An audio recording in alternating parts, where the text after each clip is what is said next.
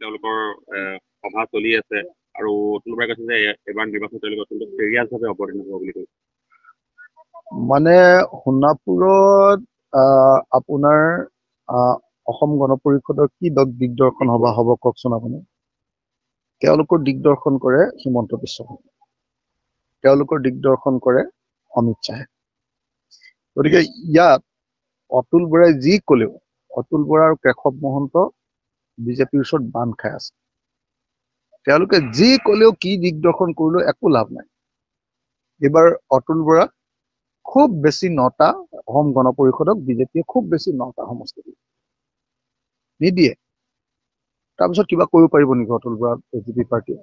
নোৱাৰে, কাৰণ তেওঁ ইতিমধ্যে হিমন্ত বিশ্ব শৰ্মাৰ ওচৰত যিমান চাৰেণ্ডাৰ কৰি দিলে, বিজেপিৰ ওচৰত যিমান চাৰেণ্ডাৰ কৰি দিলে, RSSৰ ওচৰত যিমান নতজানু হৈ দিলে, আৰু দিল্লীত যেনেকে শুই দিলেগে গৈ, কাখনক ছাপোৰ্ট কৰি শুই দিয়া নাই জানো?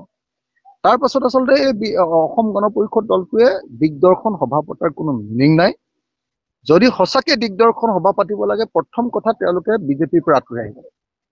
যিদিনা তেওঁলোকে বিজেপিৰ পৰা আঁতৰি আহিব পাৰিব, সেইদিনা তেওঁলোকে দিগদৰ্শন সভা পাতিছো বুলি ক'লে শুৱাব।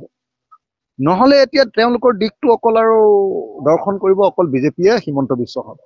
আন কাৰো কথা মতে AGP নচলে। হিমন্ত বিশ্ব শৰ্মাৰ কথা মতে, নিৰ্দেশ মতে, ইচ্ছাৰা মতে, ইচ্ছা অনুসৰি এতিয়া অসম গণ পৰিষদ চলে। গতিকে অসম গণ পৰিষদৰ কথা কৈ লাভ নাই।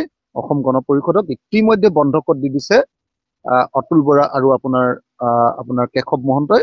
হিমন্ত বিশ্ব শৰ্মাৰ ওচৰত বন্ধকত দি দিছে। বাকী মানুহগালে এনে কিবা সৰু সুৰা সা সুবিধা পোৱা মানুহকেইটা আছে। বাকী গোটেই অসম গণ পৰিষদক ভাল পোৱা প্ৰকৃত আঞ্চলিকতাবাদী মানুহবিলাক চব অসম গণ পৰিষদৰ পৰা এৰা দিলে।